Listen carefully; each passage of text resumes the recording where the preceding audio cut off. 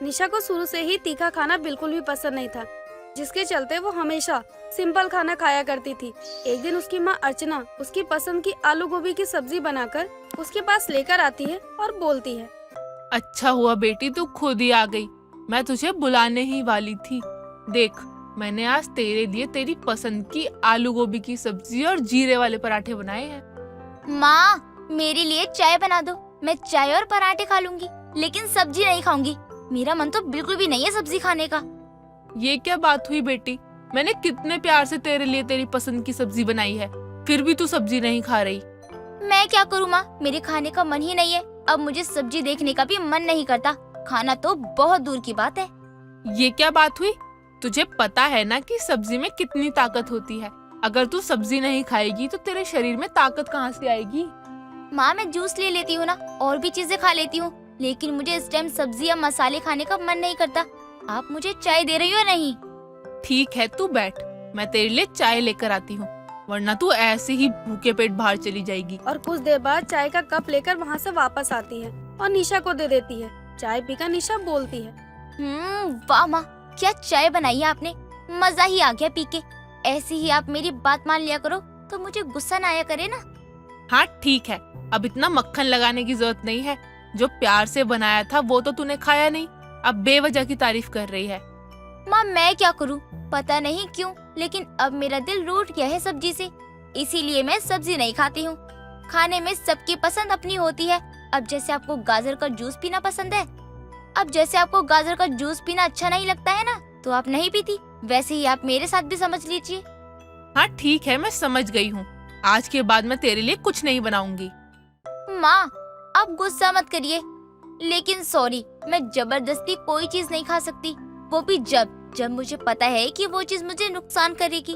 निशा इतना कहकर वहाँ से चली जाती है। निशा को हमेशा से ही दाल रोटी या दही रोटी खाना पसंद था। सब्जी छोड़कर वो बाकी सभी चीजों को खा लेती थी, लेकिन उसके घर में सभी को सबसे ज्यादा सब्जियां पसंद थी, जिसके चलते वही बनता था। जो चीज निशा को बिल्कुल भी अच्छी नहीं लगती थी, जिसके चलते वो कई बार अपने घर में खाना ही नहीं खाती थी। दिन बीतते हैं और बीतते दिनों के साथ निशा की शादी एक कार्तिक नाम के लड़के से हो जाती है। कार्तिक को सब्जी खाने का बहुत शौक था। एक दिन निशा शादी के बाद खाने में दाल रोटी बनाती है और सैलेड के साथ डाइनिंग टेबल पर लगा देती है। तभी उसकी सास मानसी और पति कार्तिक वहां आते हैं और डाइनिंग टेबल पर सब्जी न देखकर वो बोलता है, निशा, लगता है तुम सब्जी लाना भूल गई, क्योंकि हमारे घर में हम चावल के साथ सब्जी खाते हैं। हाँ मैं जानती हूँ, लेकिन मैंने जब सब्जी बनाई ही नहीं है तो लाऊंगी क्या? मतलब तुमने खाने में सिर्फ दाल और रोटी बनाई है? हाँ, मैंने खाने में सिर्फ दाल रोटी बनाई है, क्योंकि मुझे सब्जी खाना पसंद नहीं है। अरे मैडम, आपको पसंद नहीं है, लेकिन हमें तो है, हमें तो खाना है, हमारे लिए ही बना देती। बनती तो जब मुझे बनाना आता होता। मुझे ठीक से खाना बनाना नहीं आता है, मैंने कभी बनाया ही नहीं है। मतलब तुम्हें सब्जी बनानी नहीं आती? मैं क्या कोई और भाषा में बोल रही हूँ क्या? मैं भी तो यही बोल रही हूँ कि आप बार बार मुझसे यही पूछ रहे हो। तुम्हें सब्जी बनाना नहीं आता तो सीख सकती हो ना, सीख लो, क्योंकि हमारे घर में सभी को सब्जी खाने का बहुत शौक है और हम लोग सब्जी खाते हैं, इसलिए ना तुम चुपचाप से बना दिया करो, और हमें सब्जी बहुत पसंद है। देखिए, ना मुझे सब्जी खाना पसंद है और ना ही बनाना, इसीलिए अगर आपको इतनी ही सब्जी खाने का शौक लग रहा है ना, तो आप खुद बनाकर खा लीजिए, मुझसे मत बोलिए। बहू, ये क्या तरीका है अपने पति से बात करने का? एक तो उसके पसंद का खाना बनाकर नहीं दे रही है, ऊपर से उससे बहस भी कर रही है। माँ जी, अगर आपको इतनी ही तकलीफ हो रही है तो आप ही बना कर दीजिए। ना ही मुझे खाना है और ना ही बनाना है। खाना है तो खाइए, नहीं खाना तो मत खाइए। निशा इतना कहकर कमरे में चली जाती है और कार्तिक भी गुस्सा होकर वहाँ से जाने लगता है। तभी उसकी माँ कार्तिक का हाथ पकड़कर रोक लेती है और बोलती है, कहाँ जा रहा है ओए भूखे पेट? अब तुझे भूख नहीं लगी क्या? आपकी बहू ने सारी भूख मार दी, मुझे मरीजों वाला खाना नहीं खाना। इसका मतलब तू भूखा रहेगा आज? तो और क्या करूँ माँ, आपने निशा के तेवर देखे? एक बार भी उसने कहा कि मैं बनाना सीख लेती हूँ? नहीं बोला माँ, उल्टा हमें मुंह पे मना करके गई है। बेटा, अभी तेरी माँ मरी नहीं है, उसने बनाकर नहीं दिया तो क्या हुआ? तू बैठ, मैं अभी तेरे लिए सब्जी बनाकर लाती हूँ। मानसी इतना कहकर रसोई में जाती है और कार्तिक के पसंद की भिंडी की सब्जी बनाकर लेकर आती है और कार्तिक को खाने के लिए देती है।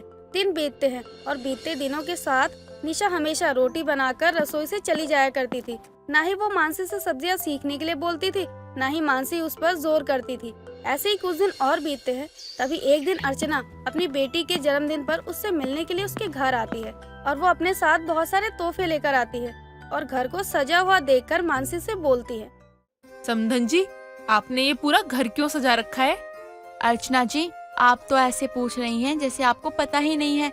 आज मेरी बहू का जन्मदिन है, ये सब उसी चीज की तैयारी में है।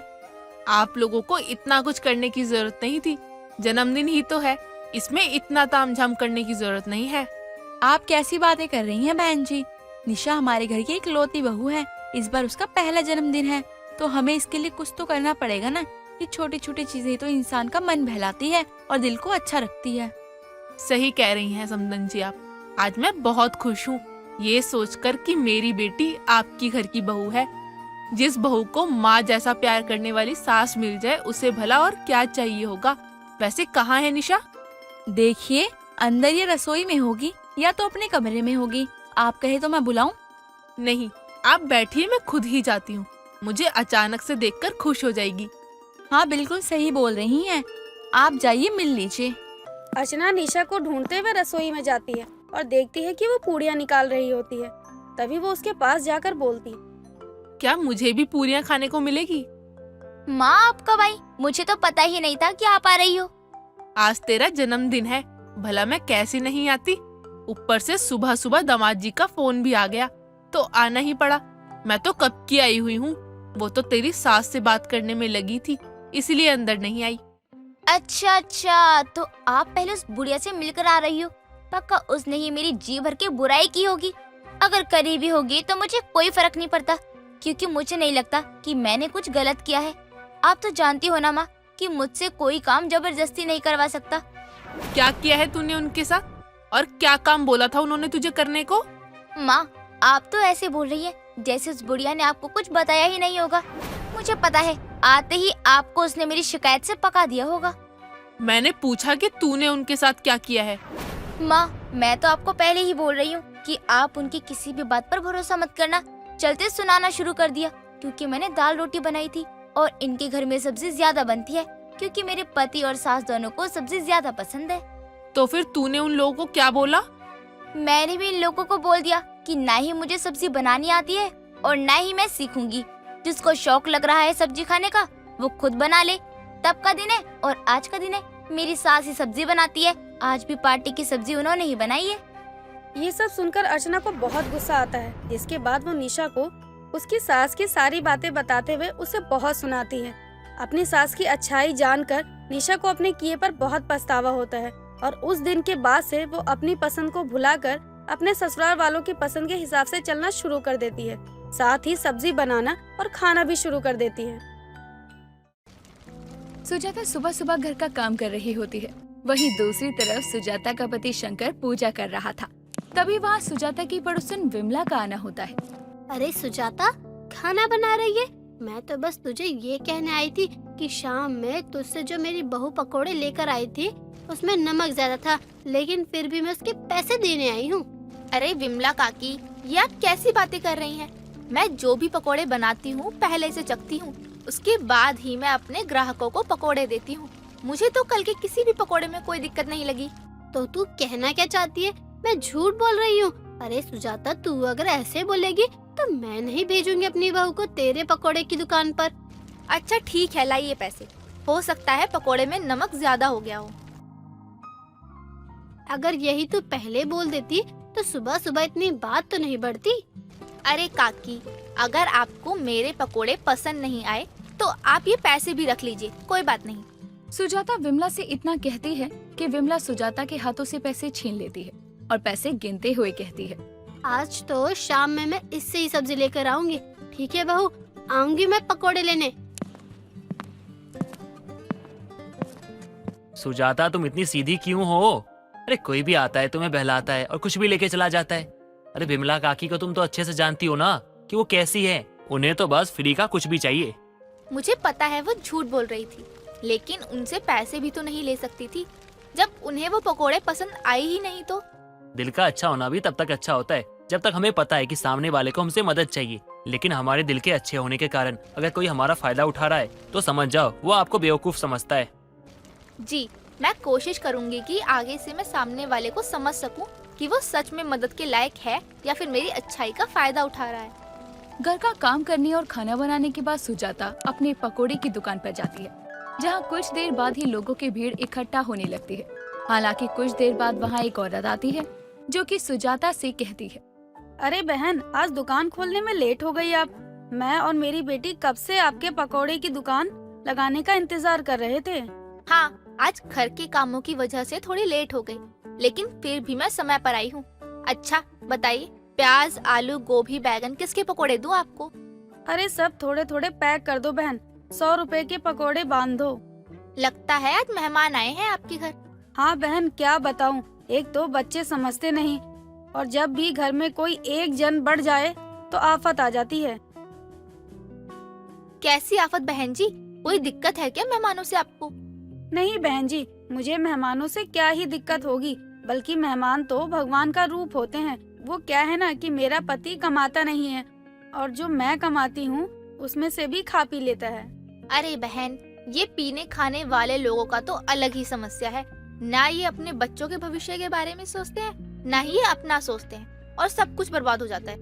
मेरे पास बस यही 100 रुपए हैं और घर में शाम का राशन भी नहीं है। मैंने सोचा मेहमान को यही पकौड़े परोस दूंगी, लाला जी की दुकान से उधार ले आऊंगी, लेकिन वो भी उधार नहीं देता। पहले का पैसा ही इतना बाकी है, लेकिन मैं भी आपको क्यों ही सुना रही हूँ। सुजाता का दिल बहुत बड़ा था। वो हमेशा ही असहाय और गरीब लोगों की मदद किया करती। अब वो उस औरत को पकोड़े तो देती है, लेकिन उसके पैसे भी लौटा देती है और ऊपर से 100 रुपए देते हुए उसे कहती है, ये लो आपके पकोड़े और ये आपके पैसे और ये मेरी तरफ से। अब कुछ मत कहना, लेकिन कभी भी किसी से किसी तरह की उम्मीद रखना बेकार है। बहन, तुम दिल से बहुत अच्छी हो, हमेशा खुश रहो, तुम्हारा घर परिवार सब सुखी रहे। इतना बोलकर वो औरत वहाँ से चली जाती है।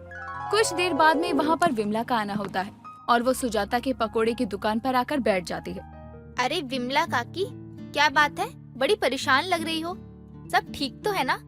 हाँ सब ठीक है, बस क्या बताऊँ सुजाता, तू भी तो मेरी बहू जैसी है, लेकिन मेरी अपनी बहू मुझे अब कुछ भी नहीं समझती है। क्यों, क्या हुआ? सब ठीक तो है ना? घर में लड़ाई झगड़ा हुआ क्या? अरे बहू, अब क्या ही बताऊँ तुझे। मैंने अपनी बड़ी बहू से 10 रुपए ही मांगे, वो भी तेरे यहाँ पकोड़े खाने के लिए। कहती है आपकी जुबान तो इतनी तेज है कि आप ये घर भी बेच खाएंगी। अरे काकी, तो इसमें सोचने वाली क्या बात है? ये लो, खाओ पकोड़े। विमला का तो ये बहाना था और सुजाता इस बात से अनजान थी। अब विमला सुजाता के दिए पकोड़े ले लेती है और खाते हुए सुजाता से कहती है, बहू थोड़ी हरी चटनी मिलेगी क्या? तेरे हाथों के पकोड़े खाकर तो मजा ही आ गया।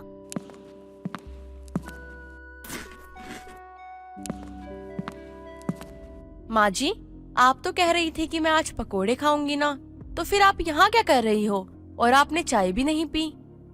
तुम यहाँ क्या कर रही हो बहू? तुझे यहाँ आने को किसने कहा?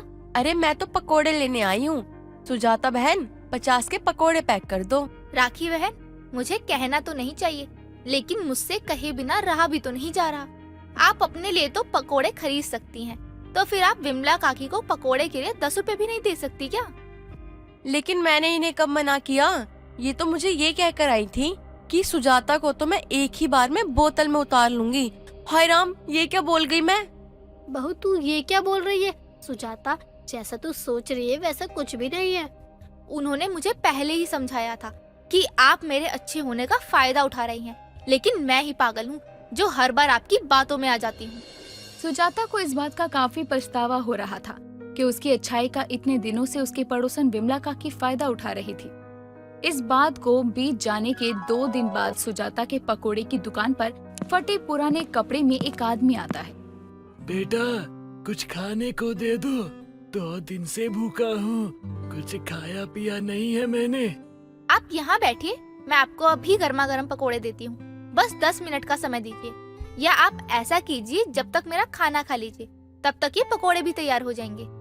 हाँ बेटी, रोटी ही खिला दे, बहुत जोरों की भूख लगी है। जैसे ही सुजाता उस आदमी को खाना देती है, तो वो आदमी भी जल्दी जल्दी भूखों की तरह खाना खाने लगता है। सुजाता भी कुछ समय बाद ही उसे पकोड़े बनाकर देती है और वो जल्दी जल्दी खाने लगता है। आपका पेट तो भरा ना? देखिए वो क्या है ना, मैं हर किसी को अपने दुकान पर आने के बाद बिना खाए नहीं जाने देती, चाहे उसके पास पैसे हो या ना हो। लेकिन इस वजह से लोगों ने मेरा फायदा भी बहुत उठाया है। लेकिन मेरे पास तो सच में आपको देने के लिए कुछ नहीं है, लेकिन मेरे पास जब भी पैसा होगा मैं आपको जरूर देकर जाऊंगा। अरे कोई बात नहीं, आपका पेट तो भरा ना, मुझे इसी बात से बहुत खुशी है। अब सुजाता अपने कामों में लग जाती है। वो ग्राहकों को पकोड़े दे रही होती है और पकोड़े बनाने में व्यस्त होती है। लेकिन कुछ समय बाद सुजाता देखती है कि उसके पास खड़ा वो आदमी अब भी वही है, वो कहीं नहीं गया। आपको और भी भूख लगी है क्या? बताइए आपको खाना क्या है? ये लो आपके पैसे। और मैं एक समाज सेवी हूँ और मैंने आपका नाम बहुत सुना था, तो मैंने सोचा आपकी जांच की जाए कि आप सच में अच्छी हो या फिर नाटक करती हो। और आपकी जानकारी के लिए बता दूं, मैं तो ना गरीब हूँ ना कोई दुखियारा, मैं तो बस यहाँ आपकी परीक्षा लेने आया था जिसमें आप पूरे नंबर से पास हुई हो। नहीं नहीं भाई साहब, मुझे इतने पैसे नहीं चाहिए। मैं लोगों से जायज पैसे और दुआ कमा रही हूँ, उसमें मेरा घर बहुत अच्छे से चल रहा है। मुझे इतने पैसों की जरूरत नहीं है। अरे भाई भी कह रही हो और शर्मिंदा भी कर रही हो। और तुम्हारे एहसान का क्या जो तुमने मुझ पे किया है। चलो इसे रख लो और हाँ, अच्छी सी पकोड़े की दुकान लगा लेना, क्योंकि जब भी मेरा मन करेगा कि मैं पकोड़े खाऊं, मैं सीधा तुम्हारी दुकान पे आ जाऊंगा और बैठ जाऊंगा आराम से। फिर तुम खिलाती रहना मुझे पकोड़े। जी, मैं यहाँ पर इन पैसों से अपने पकोड़े की दुकान खोलूंगी, जिसका नाम होगा दिलवालों के पकोड़े। सुजाता जो एक रेड़ी लगाकर अपनी दुकान चलाया करती थी, वो अब अपनी अच्छाइयों और ईमानदारी की वजह से एक बड़ा सा दुकान खोलती है और उसमें नौकर चाकर भी रख लेती है। सुजाता सुबह सुबह किचन में खाना बना रही होती है, तभी पिंकी उठते ही अपनी माँ सुजाता से कहती है, माँ खाने में क्या बनाया है? खुशबू तो बहुत अच्छी आ रही है, लगता है कुछ अच्छा बना है आज। उठ गई मेरी लाडो। बेटा, तूने उठने का भी कष्ट क्यों किया? तो मुझे बुला लेती, मैं तेरे लिए चाय पानी खाना सब बिस्तर पे ही लगा देती। अरे माँ, क्या हो गया आपको? अब सुबह सुबह आप ना मुझे ताने मत देने लग जाना। बताओ खाने में क्या बनाया है? मैंने मेरी लाडो के लिए आज मक्के की रोटी और सरसों का साग बनाया है। माँ, आपको पता है ना मैं ये सब नहीं खाती हूँ। अब मैं पूरे दिन भूखी रहूंगी क्या? चलो छोड़ो, आप मेरे लिए गर्मा गर्म मैगी बना दो। अरे मेरी लाडो को मैगी खाना है, अभी बना देती हूँ तेरे लिए। घर का काम धंधा तो है ही नहीं, सब कुछ छोड़ के तेरे लिए मैं मैगी ही बनाऊंगी। मैं तेरी माँ थोड़ी हूँ, मैं तो तेरी नौकर हूँ, जब चाहे जो मन करे वो करवा ले। सुजाता अपनी बेटी को ताने दे ही रही थी कि तभी उसकी पड़ोसन विमला का आना होता है।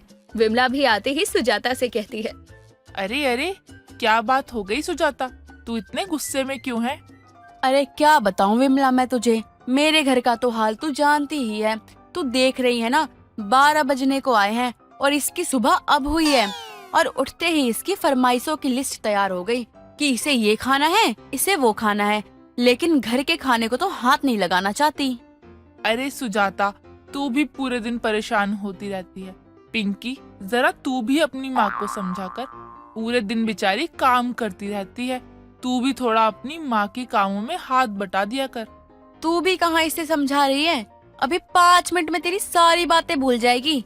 कल को इसकी शादी होगी तो ये मुझे ही गालियाँ सुनवाएगी। लोग कहेंगे इसकी माँ ने इसे कुछ भी नहीं सिखाया है। अरे इन बच्चों के चक्कर में तू अपने आप को क्यों इतना टेंशन में रखती है? अच्छा, मैं तुझसे ये कहने आई थी, आज अपने मोहल्ले में कांता का बेटा रामू मोमोज की रेडी लगा रहा है और कह रहा था कि कल यानी 26 जनवरी को उसके मोमोज एकदम फ्री होंगे। अच्छा, रामू ने तो नई मोमोज की दुकान लगाई है ना? अरे ये तो बहुत अच्छी बात है, किसी के बच्चे तो कुछ कर रहे हैं, वरना मेरी औलादों को देख लो, खाना सोने हगने के अलावा कोई और काम आता ही नहीं है इन्हें।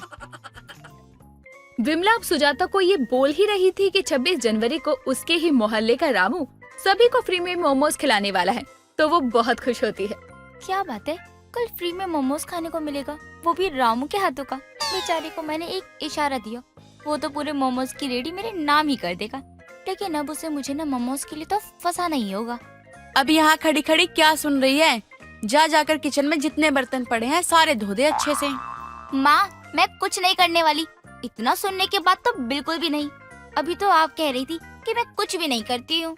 ये काम मैंने इसलिए छोड़ा है ताकि तू ससुराल जाने से पहले कुछ सीख ले। विमला चल, जरा हम रमा के घर से होके आते हैं। उसकी नंद की बेटी है ना, वो भाग गई है, उसके बारे में भी तो खबर लेनी है। हाँ हाँ, क्यों नहीं। इतने सारे बर्तन छोड़कर आपको इन सब बातों का ही तो ख्याल आएगा ना। चुप करके काम कर ले, जब तक मैं आऊँ ना सारे बर्तन साफ होने चाहिए। सुजाता इतना बोलकर अपनी पड़ोसन विमला के साथ घर से निकल पड़ती है, लेकिन इधर पिंकी किचन में बर्तन साफ करने पहुंच जाती है और किचन का काम करने के बाद अपनी छत पर जाती है और वो कांता के बेटे रामू को देखने लगती है। क्या बात है, पिंकी मुझे बुला रही है। लगता है उसे भी मुझसे प्यार हो गया है। मैंने तो पहले ही कहा था कि मैं तुम्हें हमेशा ही खुश रख सकता हूँ, लेकिन लगता है इसके दिल में भी मेरे लिए आखिर प्यार जग ही गया।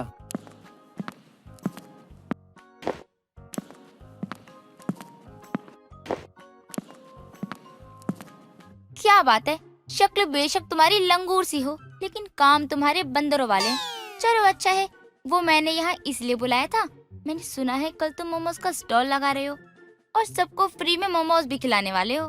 अरे हाँ हाँ, मैंने जो अपने नए मोमोज की रेडी लगाई है, कल उसका स्वाद मैं मोमोज ना लेने वालों को करवाने वाला हूँ ताकि मेरे ग्राहक बढ़ जाएं। लेकिन कल 26 जनवरी है और इस स्पेशल मौके पर तो मैं कुछ भी स्पेशल करने की सोच रहा था, तो सोचा कि अपने मोमोज को उन लोगों तक पहुँचाऊं जो इसे खरीद भी नहीं पा रहे हैं।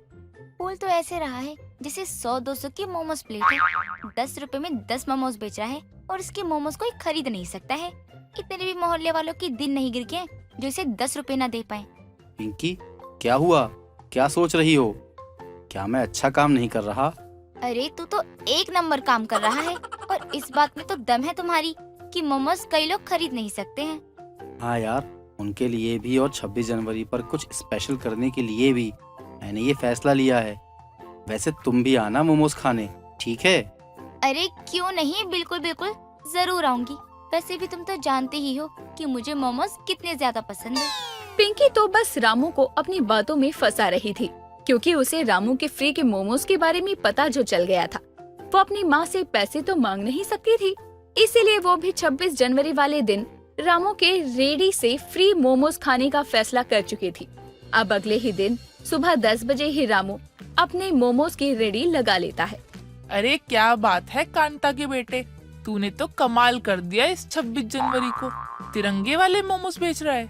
हाँ काकी, आओ आओ, आपको भी टेस्ट करवाता हूँ अपने मोमोज। इधर बैठ जाओ। अरे पिंकी, तू कब आई यहाँ और आज तू इतनी सुबह कैसे उठ गई? ओह अच्छा, फ्री के मोमोज खाने आई है। वैसे तेरी माँ उधर घर में तुझे ढूंढ रही थी। फ्री के मोमोज खाने तो आप भी आई हैं, तो फिर आपने पिंकी को क्यों कहा कि वो फ्री के मोमोज खाने आई है? रामू, क्या बात हो गई जो तू उस पर इतना भड़क रहा है? हम में तो हंसी मजाक चलता ही रहता है। लेकिन आपने पिंकी को गलत बोला। मैंने तो पिंकी को बोला, पिंकी ने मुझे पलटकर जवाब भी नहीं दिया। लेकिन तू उसकी साइड से मुझसे किस खुशी में झगड़ा कर रहा है? कहीं तुम दोनों का कुछ चल तो नहीं रहा? मेरी पिंकी के बारे में एक शब्द भी बर्दाश्त नहीं करूंगा। ये मुझे फंसवा कर ही मानेगा। पिंकी बेटा निकल ले, इससे पहले तू फंसे। वैसे भी 30 मोमोज तो तू खा चुकी है और आज का कोटा भी पूरा हो चुका है। इतना बोलकर पिंकी अपने घर आ जाती है। इधर विमला और रामू पिंकी के लिए लड़ रहे होते हैं, लेकिन पिंकी वहाँ से गायब हो चुकी थी। पिंकी, तू कुछ बोलती क्यों नहीं है? विमला काकी को मैं तेरे लिए ही तो लड़ रहा हूँ। कहाँ गई है सुजाता की बेटी? इसे तो मैं बताती हूँ, और तू ये रख अपने फ्री के मोमोज। अब विमला वहाँ से सीधे सुजाता के घर पहुँचती है और सारी बातें सुजाता को बता देती है। अब सुजाता को भी ये समझने में देरी नहीं लगती कि इसके बीच क्या चल रहा था। पिंकी, आज तो तू सुबह जल्दी उठ गई और खा आई ना रामू के हाथ के मोमोज। माँ उठना पड़ा, वो क्या है ना, आज 26 जनवरी है, इतना बड़ा दिन है तो मैं कैसे सो सकती हूँ। और सुबह जल्दी उठी तो रामू के फ्री मोमोज भी तो खा आई। क्या बात है मेरी लाडो, अब तो सच बता रही है या 2-4 झाड़ू लगाऊं? ये क्या बोल रही हो माँ? आप भला कौन से सच की बात कर रही हो? बता, तेरा और रामू का क्या चल रहा है? क्या चल रहा है तुम दोनों में? माँ रुको, मेरी तो उससे कुछ भी नहीं चल रहा है, बल्कि वही मेरे आगे पीछे रहता है। मैं तो उसे भाव तक नहीं देती, तो दिल तो दूर की बात है ना। देख तो सच बोल रही है ना। माँ सच में, आपके और विमला काकी की सर की कसम, एकदम सच कह रही हूँ मैं। सुजाता पिंकी को 26 जनवरी के दिन ही झाड़ू से मारती है, वो भी उसके मोमोज की वजह से। लेकिन वो तो मोमोज के लिए मार भी खाने को तैयार थी, जो वो अपनी माँ से खा चुकी थी। दोस्तों, अगर आपको ये कहानी पसंद आई तो इसे लाइक करें, शेयर करें और कमेंट करके बताएं कि कहानी में आपको सबसे अच्छा क्या लगा।